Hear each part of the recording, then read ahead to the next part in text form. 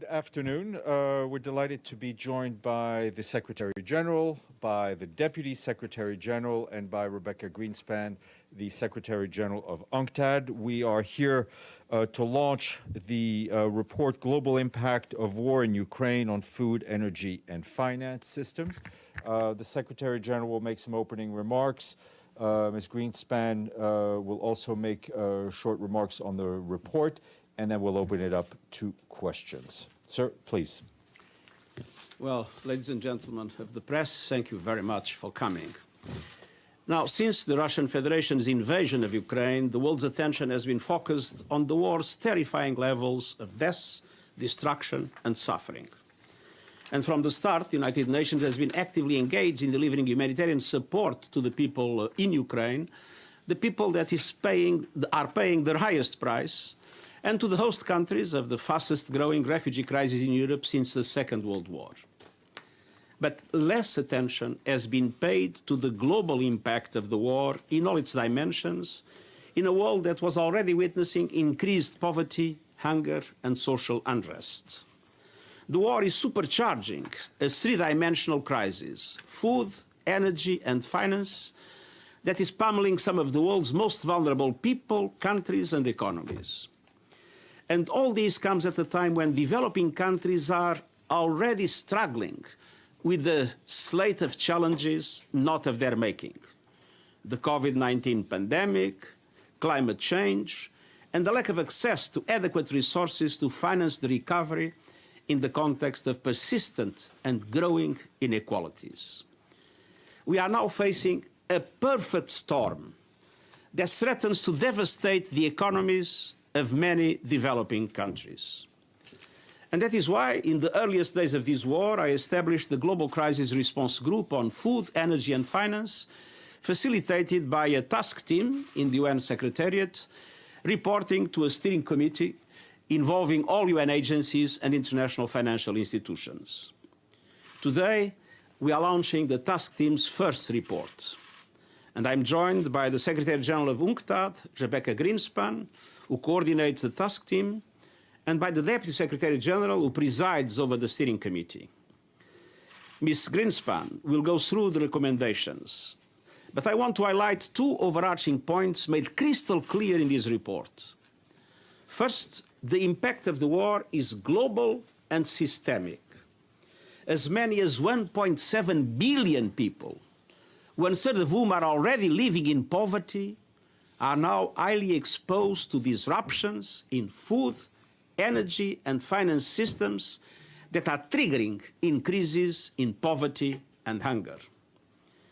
36 countries count on Russia and Ukraine for more than half of their wheat imports, including some of the poorest and most vulnerable countries of the world. And prices were already on the rise, but the war has made a bad situation far worse. Wheat and maize prices have been very volatile since the war began, but are still 30% higher just since the start of the year. At the same time, Russia is a top energy supplier.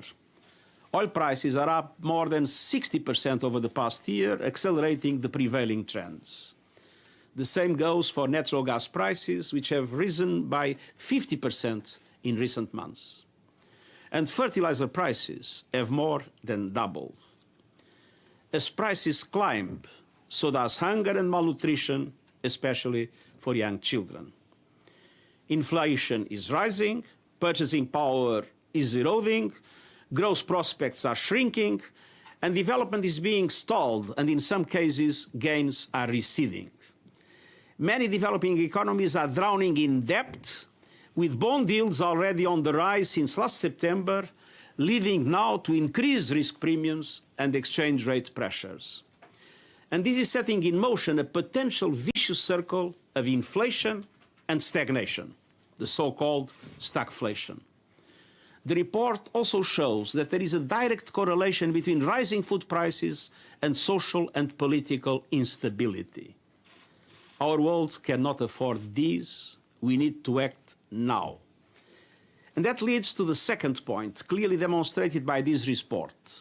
We can do something about this three-dimensional crisis. we have the capacity to cushion the blow. And the report offers more than a dozen recommendations, but I would boil down the messages to three fundamental points. First, we must not make things worse. That means ensuring a steady flow of food and energy through open markets. It means lifting all unnecessary export restrictions, and this is not the time for protectionism. And it means directing surpluses and reserves to those in need, and keeping a lid on food prices and calming the volatility in food markets. Second, we can maximize this moment to push for the transformational change our world needs. Look no further than the energy crisis. In the immediate term, countries must resist hoarding and release strategic stockpiles and additional reserves. But now is also the time to turn this crisis into an opportunity. We must work towards progressively phasing out coal and other fossil fuels and accelerating the deployment of renewable energy and a just transition. And third, we need to pull developing countries back from the financial brink. The international financial system has deep pockets.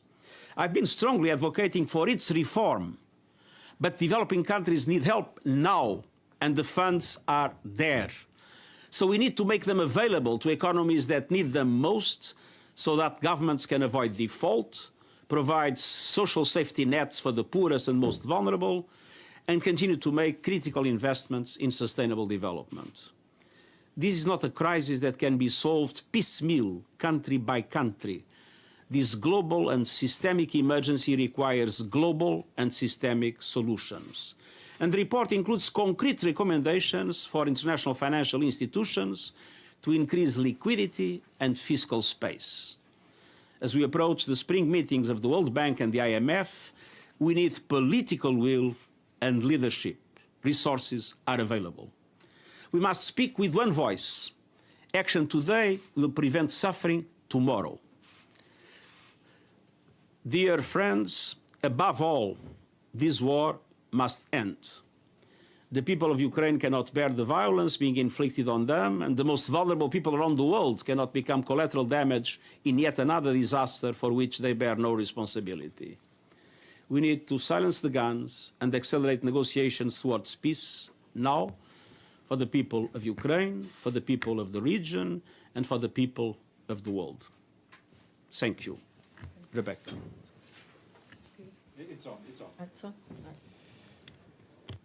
Thank you very much, Secretary General, for your words, and most importantly, for raising your voice for the developing countries and the people that are suffering the consequences of this consecutive crisis, and for establishing the Global Crisis Group on Food, Energy, and Finance, and the Steering Committee, the DSG, and the task team. So, as the Secretary General have said and already established, this is a far-reaching crisis, and I want to go with you through the recommendations that we are given to cushion the blow, as the Secretary General have rightly said.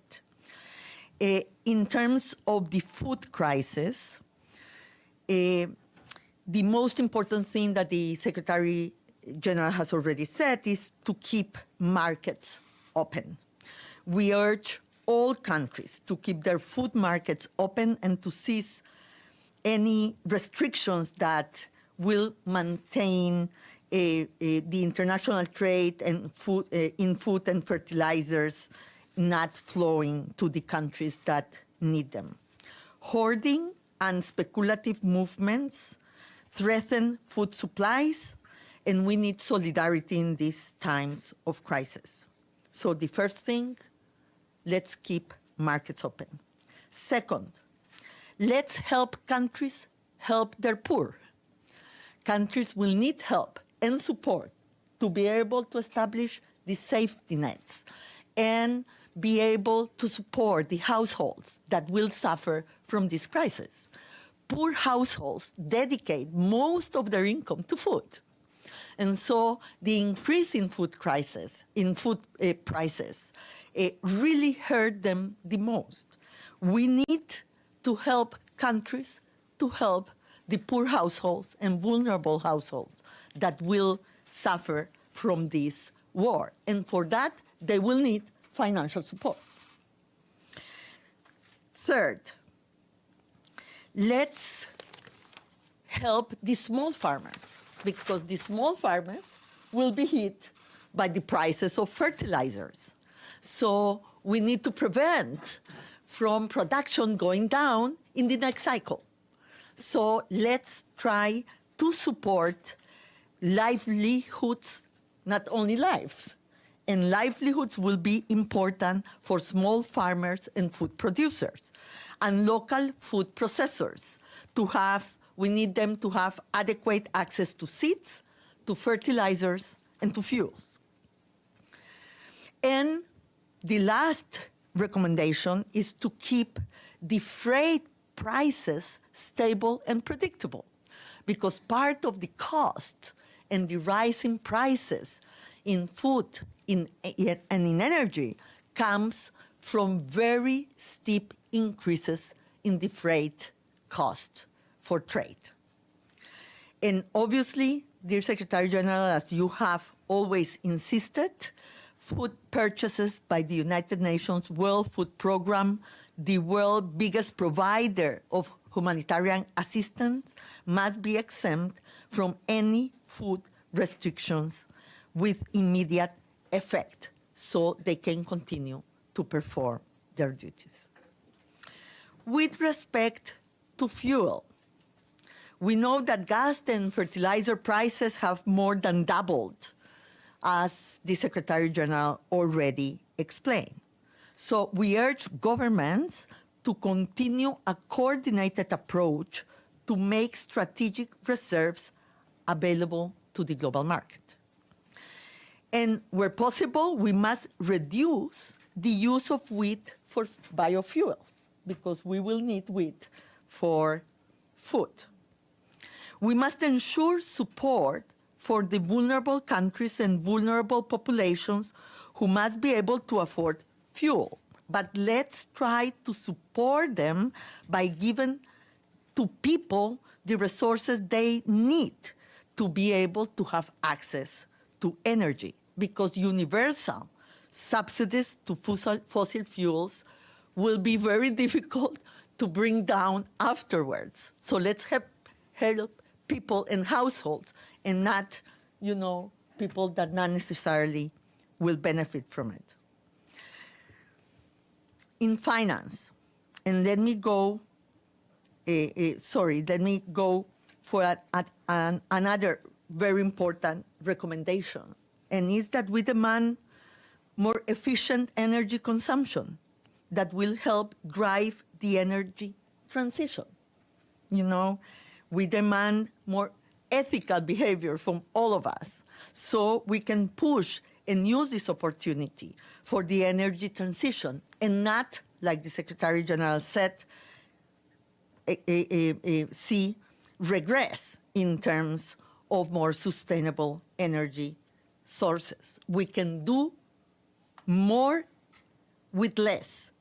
We can have more sustainable behavior to accelerate the transition. So now let's go to finance.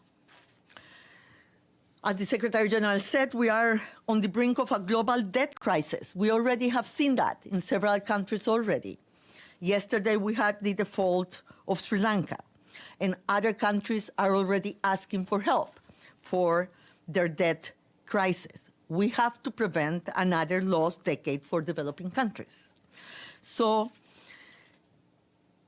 we need to enact immediately in the international financial system, the International Monetary Fund and the World Bank, to do everything possible to ensure more liquidity to the countries, making use of the already windows that they have for fast disbursement, for emergency.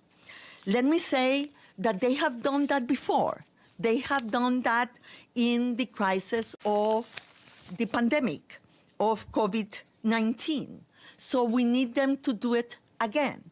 We need them to put those windows very quickly to be accessed by the countries that really need them.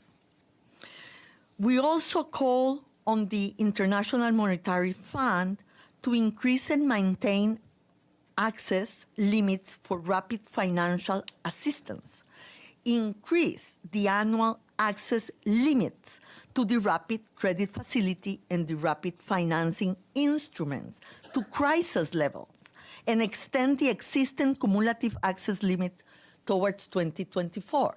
Because many countries already use a lot of their quota in the former pandemic. You said precisely, Secretary General, that this comes on top of climate change and this comes on top of the pandemic, the crisis that these countries suffered with the pandemic. So they have exhausted a lot of the possibilities and the space that they had with the international organizations. So we need to increase the access limit that they have so they can have access to those resources.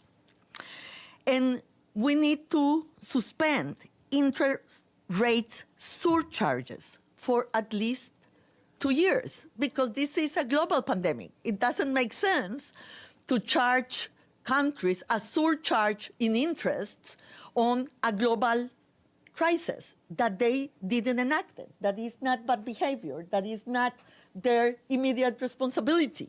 So it doesn't make sense to have these surcharges that are a factor that deepens the problem that these countries are going through. And for sure, we need to operationalize very quickly the resilience and sustainability trust that the IMF has proposed. And let me be clear on this, because these are instruments that are already there, that they can use immediately, that only need flexibility and political will to be for them to be put into operation very quickly. So the RST, the Resilience and Sustainability Trust that the IMF has proposed, is a very important instrument. So we need that to be operationalized immediately. And we need to raise our voices for the countries that have the special drawing rights and don't need them, to give them to the Resilient and Sustainability Trust. There are $400 billion equivalent dollars, yes, in special drawing rights that are in the hands of countries that don't need it.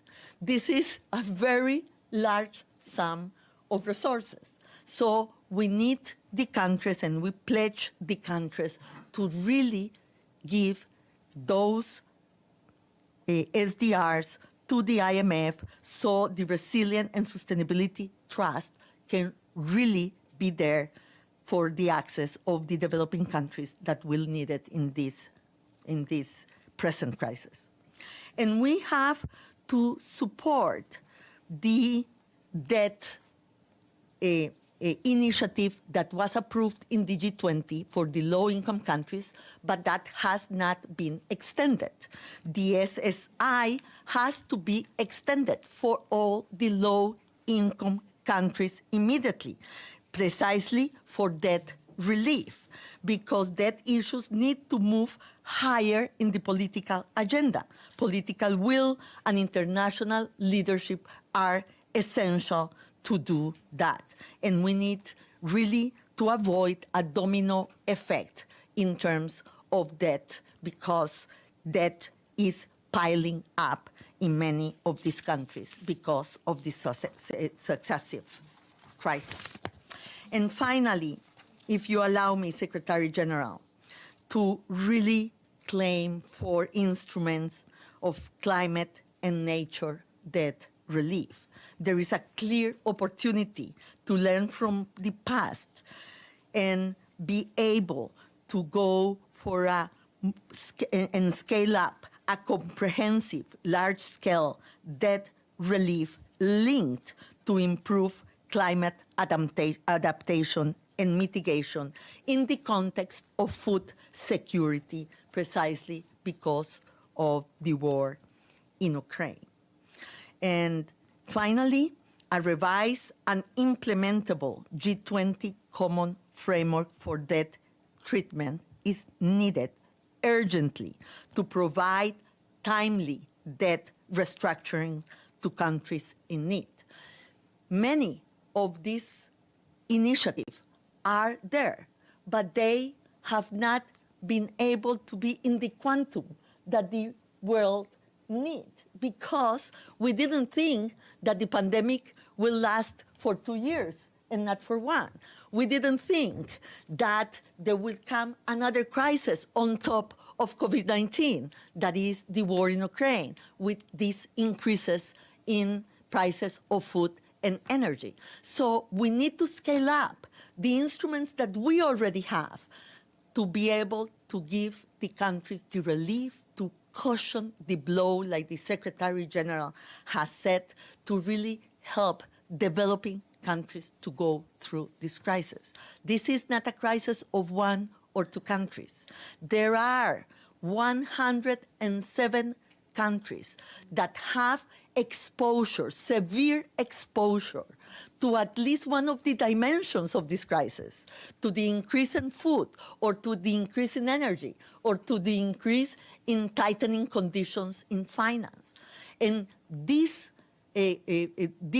says that these 107 countries can get into an unstable economy and an unstable political blow because of this severe exposure to one of these three-dimensional crises that we are suffering. And from those 107, Secretary General, as you said, these 107 countries, 69 countries have exposure, severe exposure to the three dimensions. They are severely exposed to food increases, price increases, severely exposed to increases in energy prices, severely exposed to very difficult financial conditions with no fiscal space and with no external financing to cushion the blow on the most vulnerable, on the poor.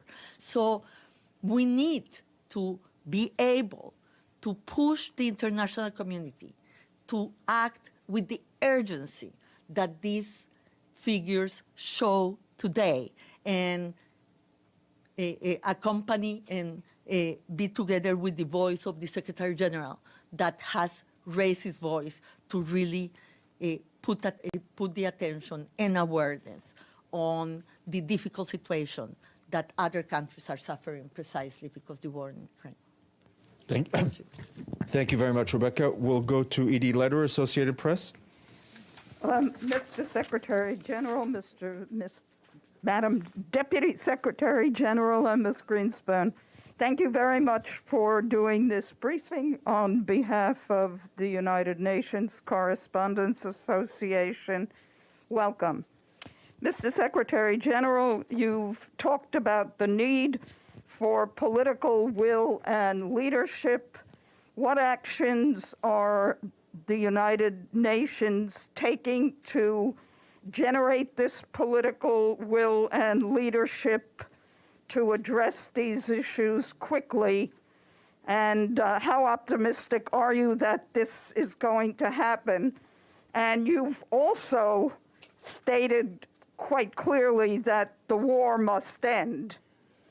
Yet, yesterday we heard the president of Russia saying it isn't going to end until their goals are met, and basically ruling out negotiations. So what's happening with your effort to get a humanitarian ceasefire? Well, there are several questions, and I'll try to answer all of them. First of all, we are approaching a crucial moment for many of the decisions we are talking about, the spring meetings of the IMF and the World Bank. And both the IMF and World Bank are part of the steering committee. We are in close contact with them. And today, 4 members of our steering committee have made an appeal in relation to food security, including the IMF and the World Bank. And so this is a crucial moment to make sure that member states that are represented in the spring meetings understand the need to use the instruments that the IMF and the World Bank and other international financial institutions have. The instruments are there. As I said, the pockets are deep and the money is there, but it needs to be used. This is a crucial moment. Now, to make sure that we are able to develop political leadership, I invited 6 heads of state and government to be champions of this process. And I can announce you that they have accepted. It will be co-chairing with me the President of Senegal, that is President of the African Union, the President of Indonesia, the Prime Minister of Germany, the Prime Minister of Barbados, the Prime Minister of Denmark, and the Prime Minister of Bangladesh.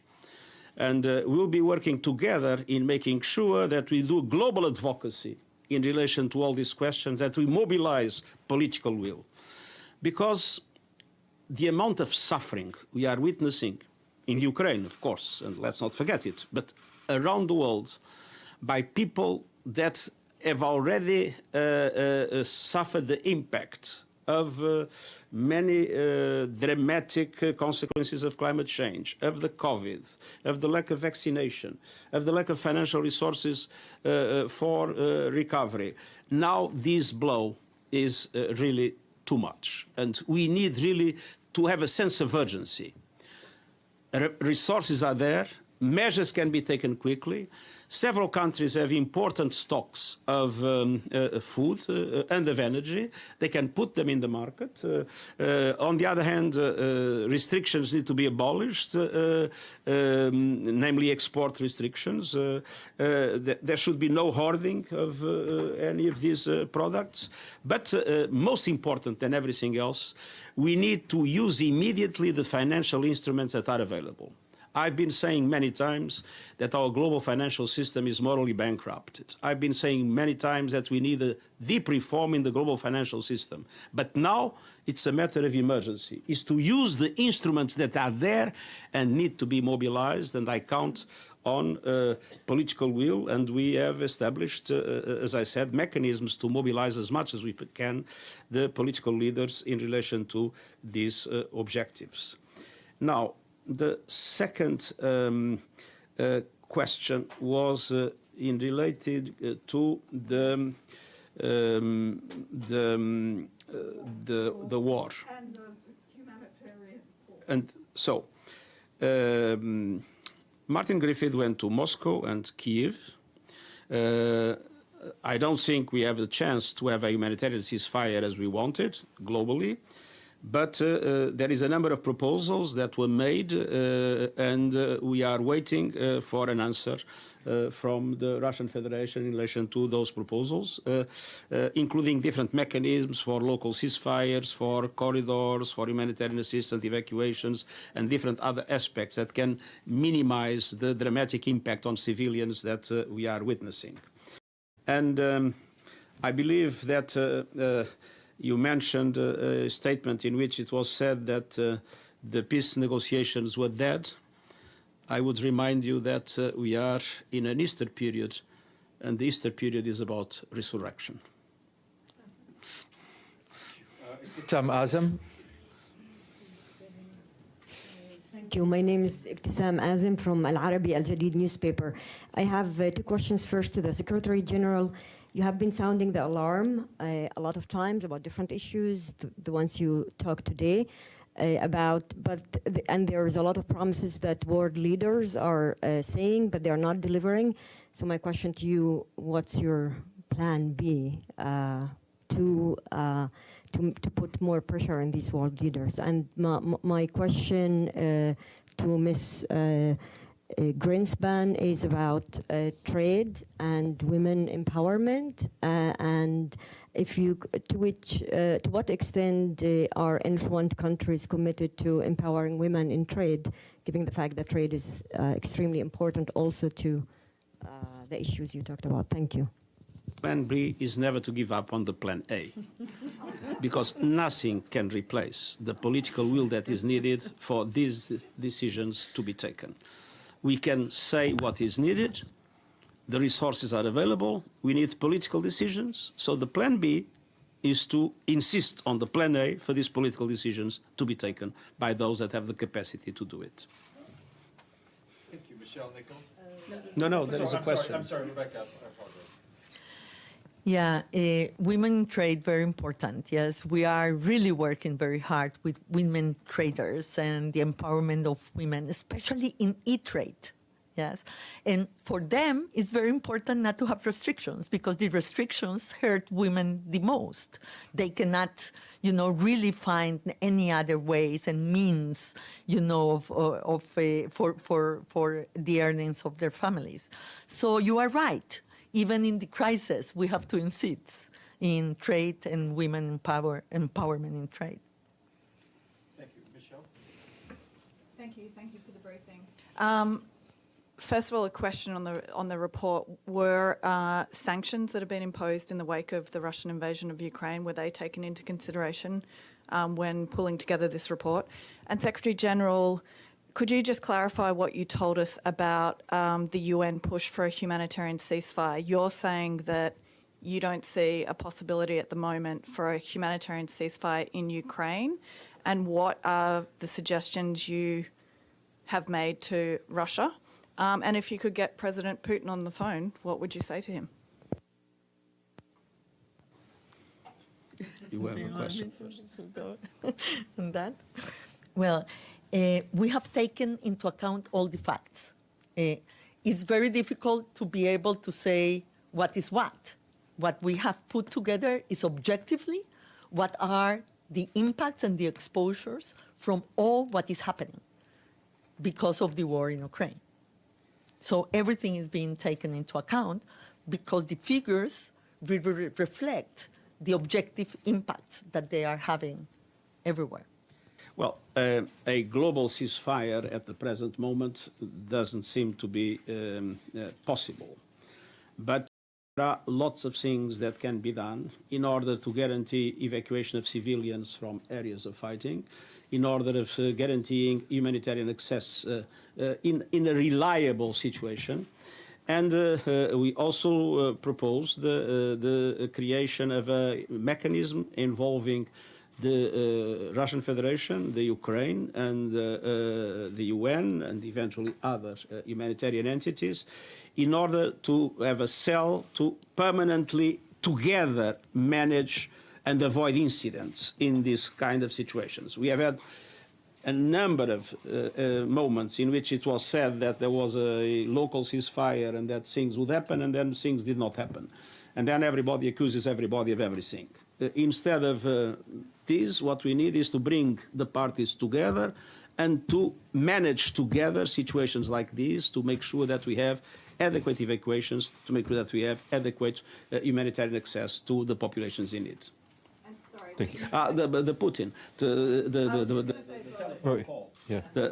the most important message is that we need to silence the guns and we need to have a serious negotiation to achieve peace. You said a global ceasefire. Sorry? You referenced a global ceasefire. Do you mean a ceasefire in Ukraine is not possible? At the present moment, a global ceasefire In Ukraine. in Ukraine doesn't seem possible. Thank you. That was our appeal for humanitarian reasons, but it doesn't seem possible. Beytul Anadolu. Thank you, Mr. Secretary General. Beytul Yuruk. With Western nations supporting Ukraine and China taking side with Russia, do you think the world is going into another Cold War? And how do you think this war will reshape the future of the international order? Thank you. Well, I'm not sure that things are exactly as you described, but I would say that at the present moment, I want everybody united in relation to support the people in need. We'll talk about the international order afterwards. Now, we have people in desperate need in many parts of the world. They are not interested in knowing what is the future of multilateralism. They are interested in having the financial support and the support in relation to the food and energy crisis that they require. Afterwards, there will be a very interesting and important discussion, and I think our common agenda is about it, how we can strengthen multilateralism and avoid the kind of divisions that you mentioned. Sherwin Bryce Peace, South African Broadcasting. Thanks, Steph. Thank you, SG. Ms. Greenspan, my question is going to be for the Deputy Secretary General, who hasn't said a word during this briefing. DSG, let's talk particularly about Sub-Saharan Africa, a region you are very familiar with.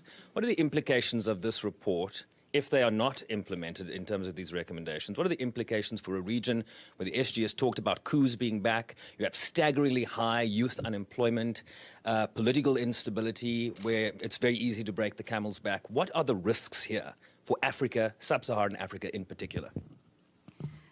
Thank you, Sherwin, for reminding me I kept quiet for once. Now, this is very serious for Sub-Saharan Africa, and given the context that we see there, it's more than just the conflicts, it's also the climate crisis. So this multitude of crises that are happening in the region, this report gives us, again, the solutions to acting now with the instruments that we have. Otherwise, there will be even more instability. There will be even more crisis as we see it, and that crisis will go beyond borders. So for us, when you hear Rebecca talking about the 69 that are severe, all three, you know, this is what Sub-Saharan Africa will be prone to. But right now, we have the countries that are just one crisis. We need to prevent that one from becoming the three on food and energy and on the financing. So solutions here. There are immediate meetings where actions can be taken. The SG's Champions Group are voices of leaders who can convince their colleagues to take these actions where they can.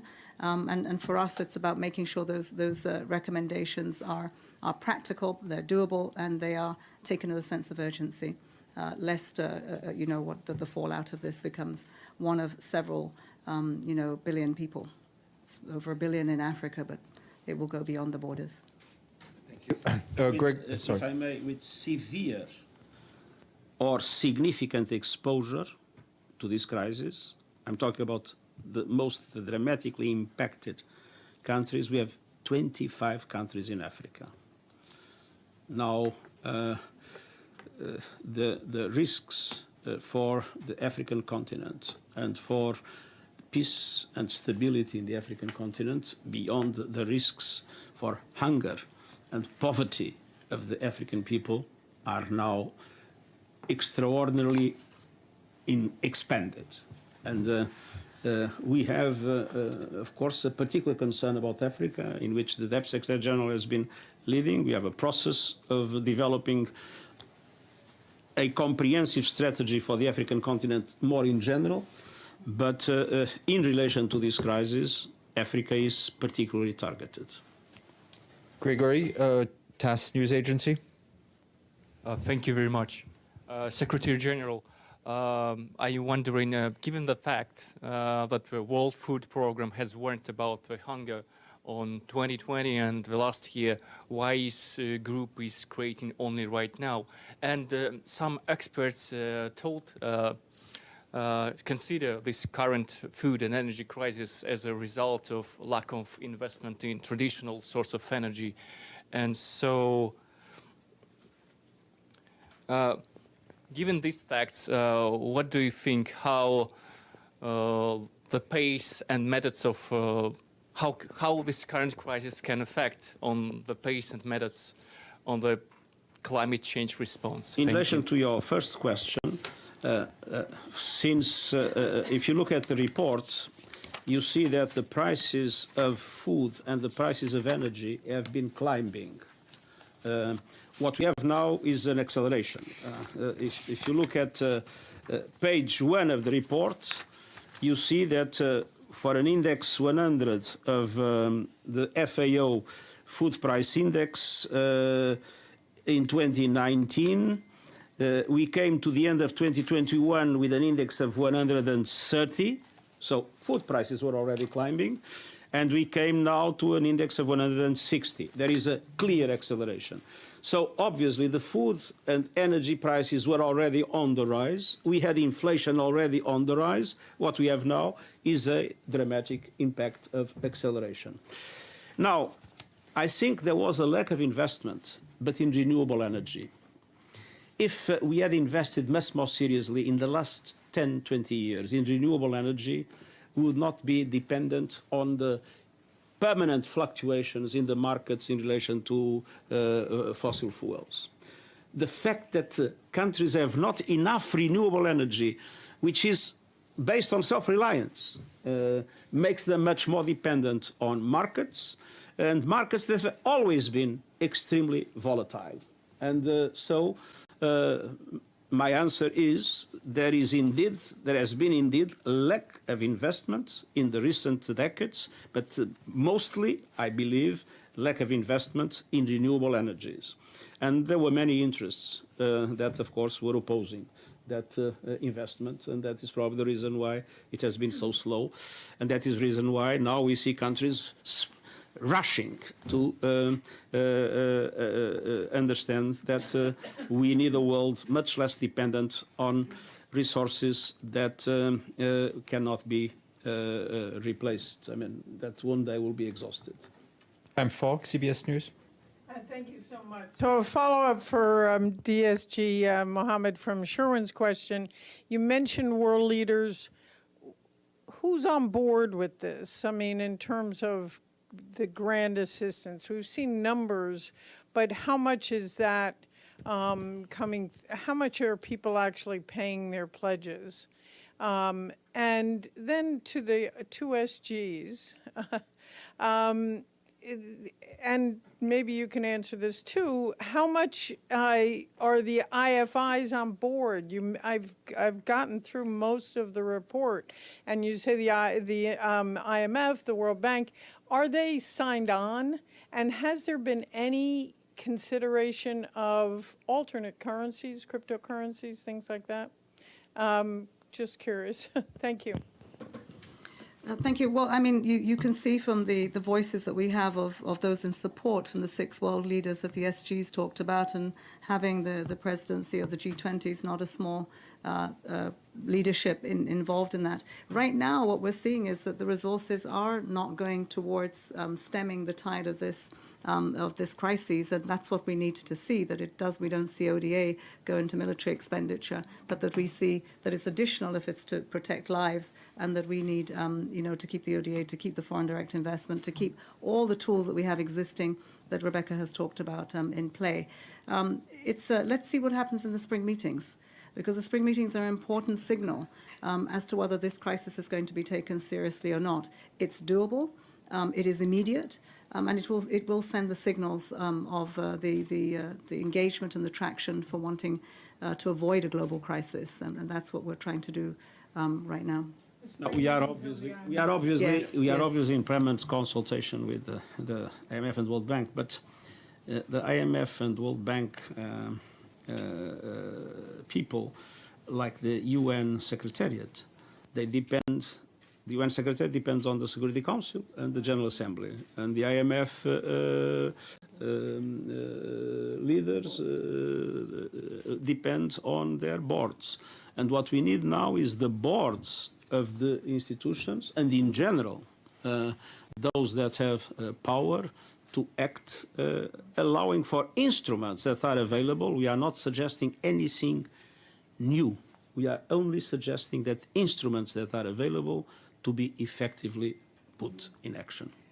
Can I also just add that it's not just the IMF and the World Bank. We also have the heads of all the regional development banks, and this is important because this is going to happen in every region and country in the world. And so having them on board as well has been very helpful, and they have been working with Rebecca in the task team. Mario Villar, FA. Oh, crypto? Sorry. Yeah. Mario Villar, FA. Mario Villar, Agencia EFE. A question on energy, perhaps for Ms. Greenspan. In the recommendations of the report, you support targeted relief for people that can't afford fuel right now, given the high prices, but you ask that this support isn't allocated universally, which is what some countries are doing right now.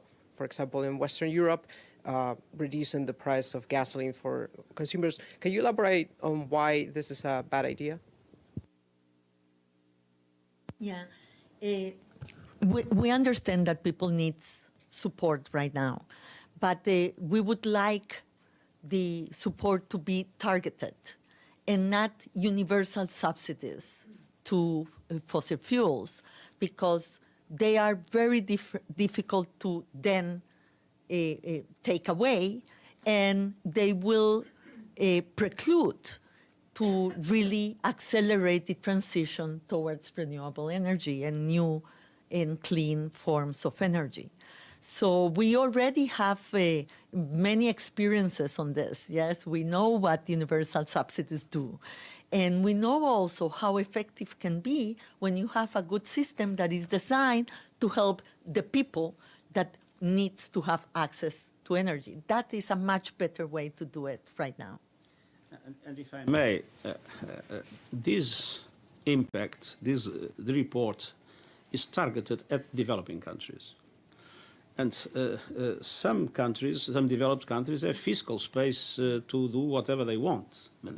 But there are many developing countries that simply have no fiscal space to use universal instruments, and that need to be able to use the very narrow fiscal space to support the most vulnerable people. So I think it's important to see that there are completely different perspectives. I was Prime Minister of a country, and I know what it is to act when there is fiscal space and what it is to act when there is no fiscal space. It's completely different. Linda Fasulo, NPR. This question is for Mr. Secretary General. You discussed the severe food crisis around the world, particularly in the poor countries. I was wondering if the UN has a policy in terms of purchasing food and energy from Russia to provide humanitarian aid to the poor countries.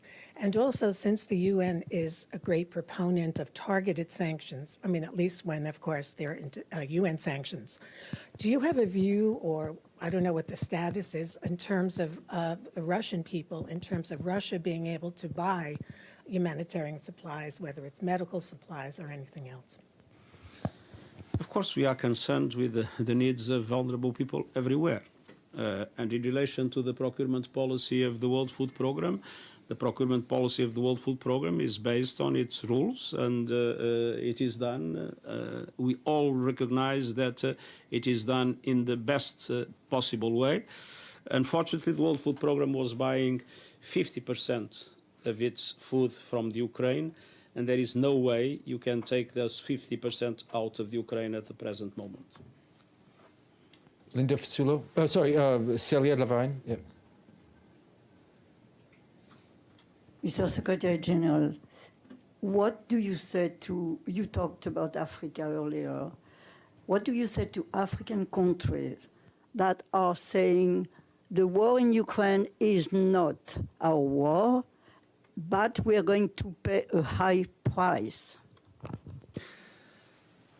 We say to them that the war in Ukraine affects everybody, so it's also their war. But I have to say that I understand the grievances of those that in many moments felt there was no international solidarity with them.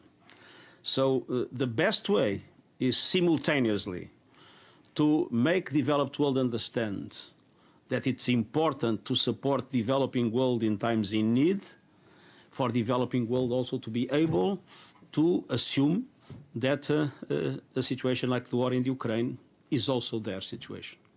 Last question, Philippe AFP. Which is, we need global solidarity in all directions. Thank you. Question from Mr. Gutierrez. Do you see genocide ongoing in Ukraine? Well, genocide is strictly defined in international law. And for the UN, we rely on final legal determination by appropriate judicial bodies. So we are deeply concerned with violations of human rights. I've been saying it time and time again. We are deeply concerned with the dramatic impact of the conflict in this regard.